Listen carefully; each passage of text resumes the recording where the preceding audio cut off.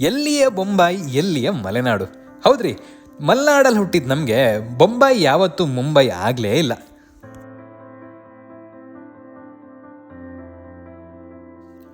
ಮಲೆನಾಡಿಂದ ಅದೆಷ್ಟೋ ದೂರದಲ್ಲಿದ್ದ ಬೊಂಬಾಯಿ ಇವತ್ತು ಮಲೆನಾಡಲ್ಲೇ ಬಂದು ಕೂತಿದೆ.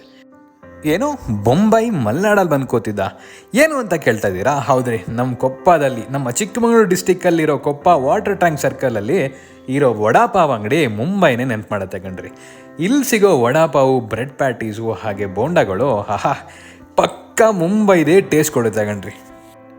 ಕನಸುಗಳ ನಗರಿ ಬೊಂಬಾಯಲ್ಲಿ ಸಾಕಷ್ಟು ವರ್ಷಗಳ ಕಾಲ ದುಡಿದ ಮೇಲೆ ಇಲ್ಲ ಇನ್ನು ಸಾಕು ಊರ ಕಡೆ ಹೋಗಿ ಏನಾದ್ರು ಮಾಡೋಣ ಅಂತ ಹೇಳಿ ತಲೆಯಲ್ಲಿ ಯೋಚನೆ ಬಂದಾಗಲೇ ಶುರುವಾಗಿದ್ದು ಈ ದೇವಿ ಪ್ರಸಾದ್ ವಡಾಪಾವ್ ಅಂಗಡಿ.